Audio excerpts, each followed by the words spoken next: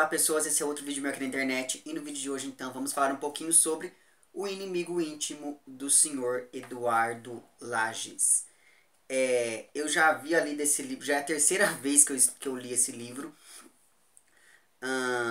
E parece que cada vez que eu leio o livro eu gosto mais dele, no sentido de que em cada vez que eu leio eu entendo de uma nova forma a maneira com que o Eduardo construiu aqui a narrativa. Trata-se de um livro que se propõe a ser um livro de memórias, só que essas memórias não são as memórias do Eduardo, são as memórias de um personagem chamado Gui, que na verdade tem muito do próprio Eduardo, se a gente for parar para pensar. Apesar de eu não conhecer o Eduardo pessoalmente, apesar de eu, enfim, não ter muito contato com ele, eu acho que não é muito difícil de acreditar que muitas das coisas aqui ele acabou tirando de vivências que ele teve na própria vida. E isso, de certo modo, acaba demonstrando uma coisa que eu falei para vocês no primeiro vídeo, eu acho, sobre essa questão toda da literatura contemporânea, que é essa ideia toda da autoficção e da importância da memória na construção da literatura contemporânea, não só aqui no Brasil, mas de uma maneira geral. Porque é muito curioso o fato de que, como eu disse lá para trás, a partir do momento em que você tem aquela ruptura aquela ruptura no sujeito como uma pessoa íntegra, a partir do momento que vai o Freud e fala, olha, nós somos tripartidos e existem partes da nossa personalidade que a gente sequer conhece ou sequer domina, a gente passa a ter muita incerteza sobre todas as coisas e daí a gente passa a ter a consciência de que a nossa imagem ela é uma ficção, porque afinal de contas a gente passa, de certo modo, a gerenciar as nossas imagens. Então, quando você vai e você coloca um determinado tipo de roupa, quando você fala de um determinado modo, quando você age de uma determinada maneira na frente de um grupo de pessoas e não faz isso na frente dos outros, é porque você tenta gerenciar uma imagem para cada um desses grupos e, de certo modo, não tem como você olhar e falar assim, essas imagens que eu gerencio são verdades, mas você também não pode falar, essas imagens que eu gerencio são mentiras, porque afinal de contas elas são verdades dentro de cada um daqueles grupos em que você se insere e assume uma personalidade diferente, digamos. De modo que não existe não existe um modo de que uma pessoa desses grupos consiga te entender em sua inteireza, uma vez que você está ali representando um papel específico. Por que eu estou falando tudo isso? Porque isso é uma coisa muito importante quando a gente pensa nessa ideia toda da autoficção, né? Algumas pessoas acusam esse tipo de ficção de umbiguismo, que falam, oh meu Deus, as pessoas só estão falando de si mesmas, só que aí eu sempre penso que não é falar de si mesmo. Quando o Eduardo vai e escreve este livro aqui e coloca suas memórias, mesmo aquelas que não sejam as suas, além de estar dialogando com toda uma tradição literária, que quando a gente pensa aqui no Brasil, acho que o caso mais evidente seja lá o João Miramar, do Oswald de Andrade, né, o Memórias Sentimentais de João Miramar, do Oswald de Andrade, que é um livro em que o Oswald, ele, no ápice da vanguarda modernista, vai e cria um livro de memórias totalmente fragmentado, a exemplo do que o Eduardo faz aqui, mas de uma outra ordem, aquela fragmentação. Para além de se inserir, então, nessa tradição, como eu estava dizendo, o Eduardo que ele faz aqui é falar de memórias, mas falar de memórias que são compartilhadas com todo um grupo de pessoas. Todo mundo que tem mais ou menos a idade do Eduardo, na verdade todo mundo, dependendo da idade, passou por várias das coisas que ele vai narrando aqui nessas três partes em que se divide o livro. A primeira dessas partes se chama Infância, a segunda é a Banalidade Adolescente e a terceira se chama Tempo Desperdiçado, o que acaba, de certo modo, nos remetendo lá ao Em Busca do Tempo Perdido do Proust. E isso é uma coisa que eu achei muito curiosa, a maneira com que o Eduardo, não sei se fez isso intencionalmente, mas ainda assim a maneira com que ele vai construindo essa narrativa dele.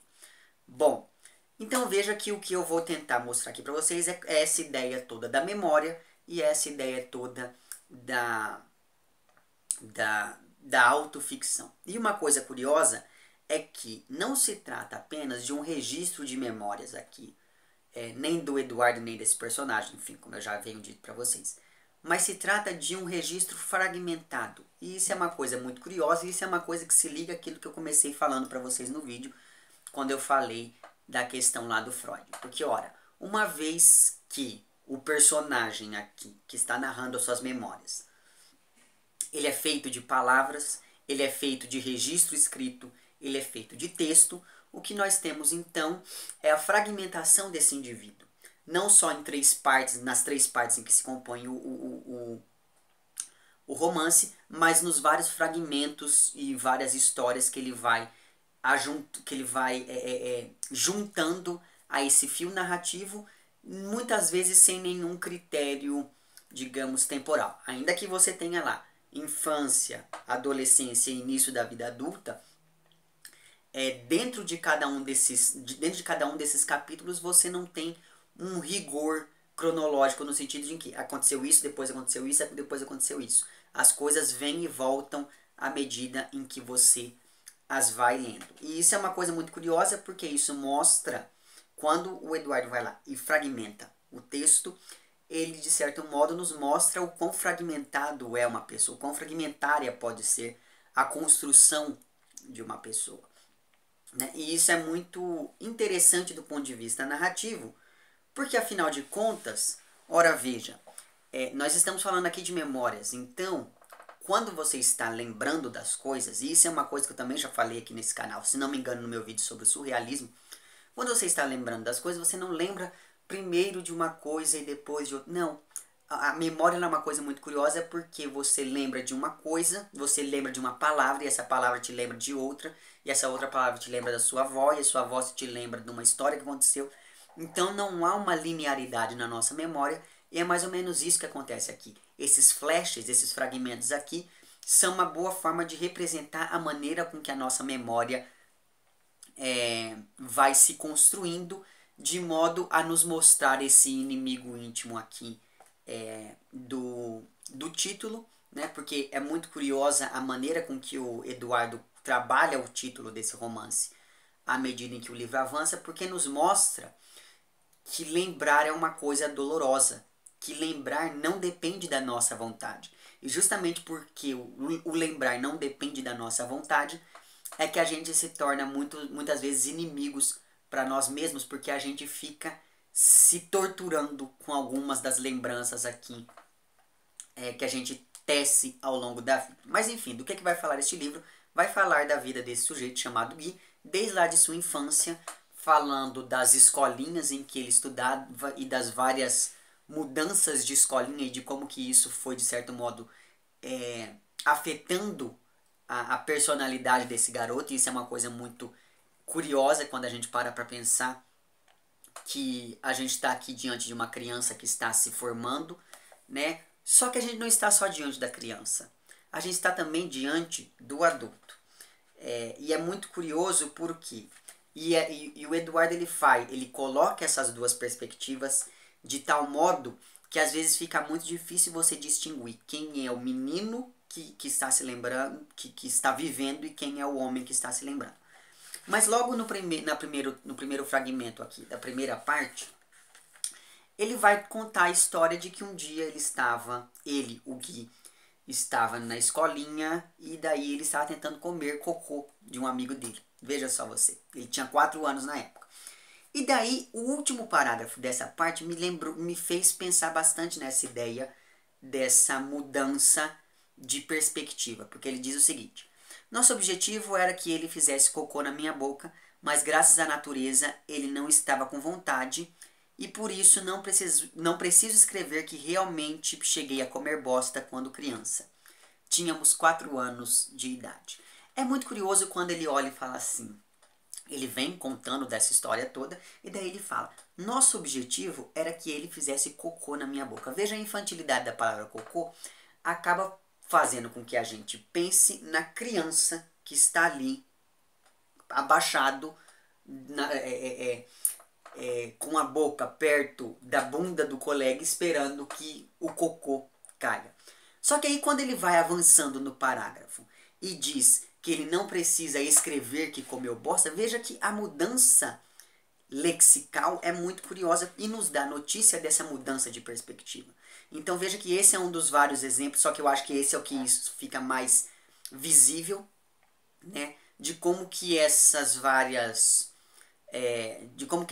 mudanças de perspectiva vão funcionar, por vezes de maneira conflitante. E daí, novamente, eu volto aqui no título deste livro, né? Esse inimigo íntimo, essa luta constante que ele vai travando aqui com as próprias memórias. Ele, sempre que eu falar ele, eu estou falando do Guy e não do autor em si, ok? Mas, enfim, outro exemplo dessa mudança de perspectiva que me chamou bastante atenção vem logo no segundo trecho, né, do segundo fragmento, que é o momento em que o Guy vai contar da existência de um monstro na escola.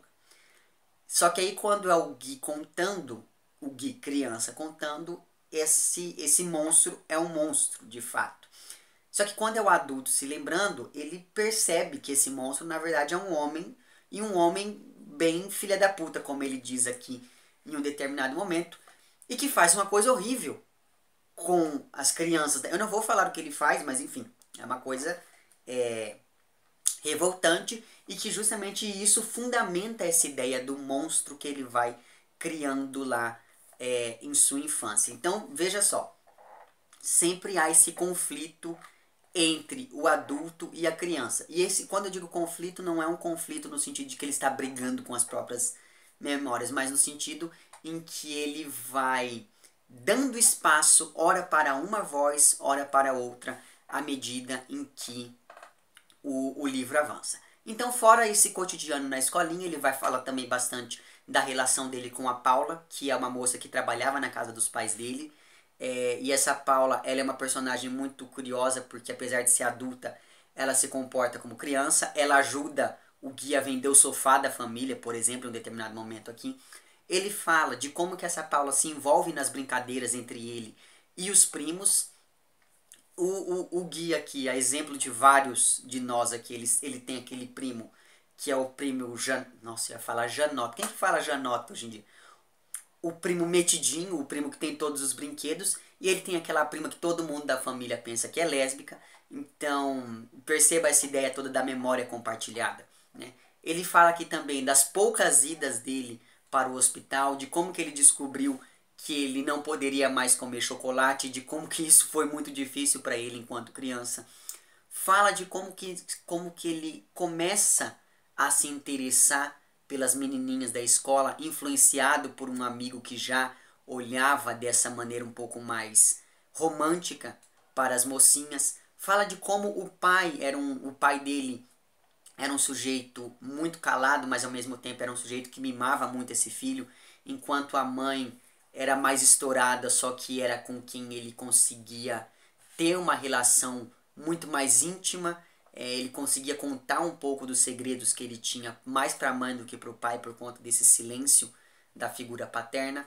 Ele fala de quando ele vê os pais transando e como que isso afeta a relação que ele tinha com os seus medos noturnos de criança.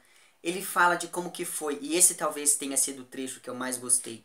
Ele fala de como que foi a primeira ida dele à livraria e de como que foi para ele ler O Pequeno Príncipe e de como que foi descobrir aquele prazer pelo livro, uma vez que os pais dele eram pessoas que não tinham o hábito de ler. Ele foi quem introduziu esse hábito dentro de casa. Conforme o tempo vai passando e essas partes vão se desenvolvendo, a gente fica sabendo de como que é a relação dele com os professores e com o próprio sistema escolar. Quando eu era aluno, particularmente, eu não via problema, ou melhor dizendo, eu não via muitos problemas no sistema escolar. Hoje, enquanto professor, eu vejo quão prejudicial é você colocar todos os alunos em ordem, como que é você ter que seguir um cronograma que não foi você quem fez, como que é complicado você ter que falar para os alunos ficarem calando a boca toda hora, quando o intuito é desenvolver aquelas criaturas. Pois é, tudo isso, todos esses probleminhas a gente vai observando aqui na prática, quando esse sujeito vai retomando a própria vida, quando ele vai ressignificando várias de suas experiências aqui. Porque isso é uma coisa curiosa, a partir do momento que você se lembra, você não está vivendo de novo, você está se lembrando. Então a lembrança, apesar de subjetiva, não é uma coisa imparcial. Você, quando você se lembra só de um ponto de vista, e a própria memória que a gente tem já é, de certo modo, uma ficção. Né? A gente pode muito bem apagar coisas da nossa memória, mesmo que inconscientemente, e talvez essas coisas explicassem ou dessem luz para que a gente entendesse várias outras, mas que, enfim, infelizmente a gente vai perdendo, ou felizmente a gente vai perdendo várias das nossas memórias à medida em que a gente envelhece. Outra coisa que ele também vai contando aqui é de como que essa relação que ele tinha com as menininhas foi se aprofundando, e de como que ele, por exemplo, descobre a ereção e como que ele começa, por exemplo, a se masturbar, como que ele se envolve com bebidas e como que ele se envolve com drogas em alguns momentos aqui, em festa, com amigos, etc.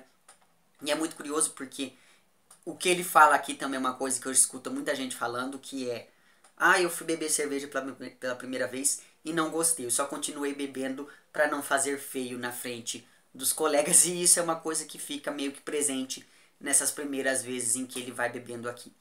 Ele vai falando de como que ele foi criando, de como que pessoas foram entrando e saindo da vida dele, como que ele foi conseguindo novos amigos e como que ele foi perdendo, por vezes de maneira trágica, alguns desses amigos. E essa ideia de ir perdendo pessoas à medida em que o tempo passa é uma coisa muito presente aqui no livro, porque afinal de contas, às vezes as pessoas com que a gente se relaciona acabam fazendo com que a gente se esqueça do nosso inimigo íntimo, e daí a gente vai lá e perde, as pessoas se afastam, as pessoas, enfim, morrem, as pessoas mudam-se, e como que isso, de certo modo, acaba nos afetando enquanto pessoas em formação.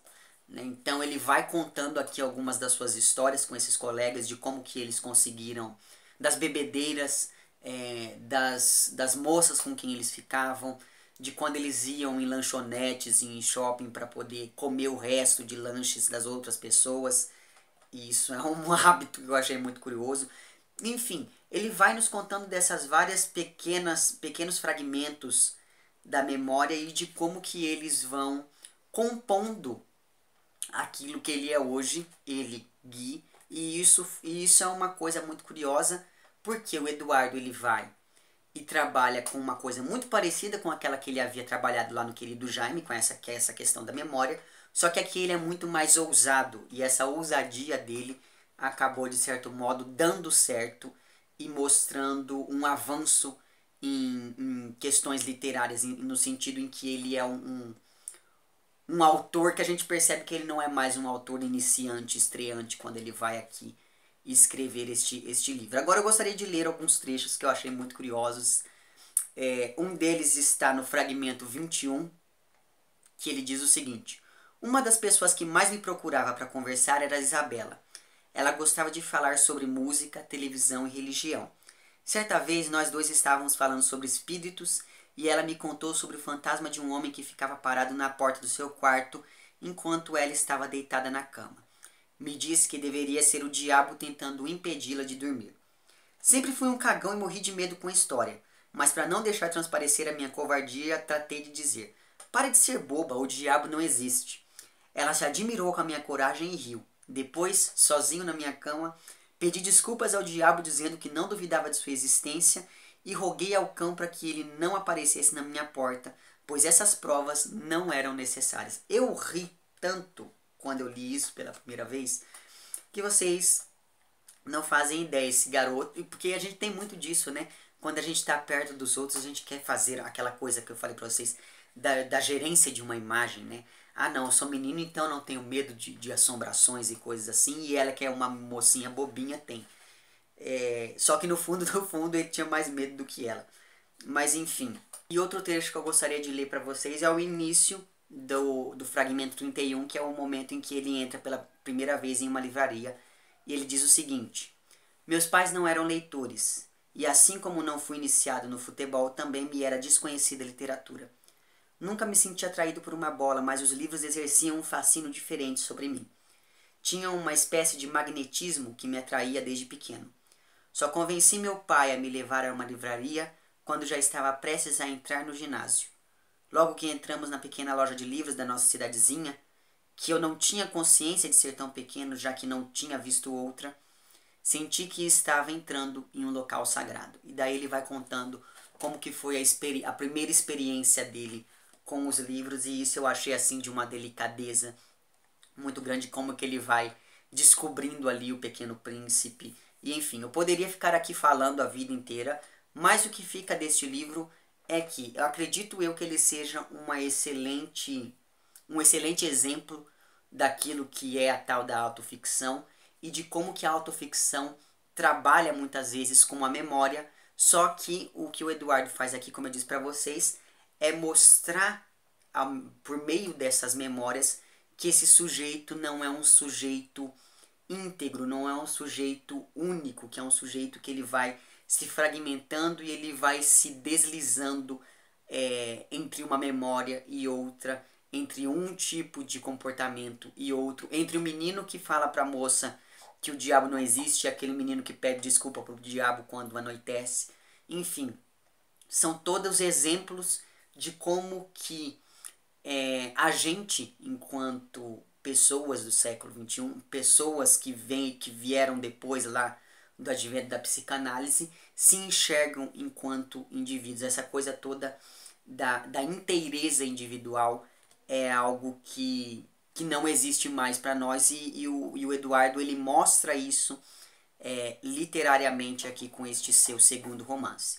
Enfim, fica aqui a dica de mais este livro que eu acho que você está perdendo seu tempo em não ler. Você pode conseguir o livro com o próprio Eduardo, não sei se você pode consegui-lo de outras formas, mas enfim, o Eduardo já é uma pessoa meio conhecida nos meios, né? Então, entre em contato com ele e leia o livro, pelo amor de Deus. Enfim, é isso. Se você gostou do vídeo, não esqueça de curtir e de compartilhar. Caso não tenha gostado, não esqueça de dizer lá embaixo por que não gostou. Se você está inscrito no meu canal, muito obrigado pela sua inscrição. E caso não esteja inscrito, se inscreva também lá embaixo. É isso, um abraço para vocês todos e até o próximo vídeo e tchau.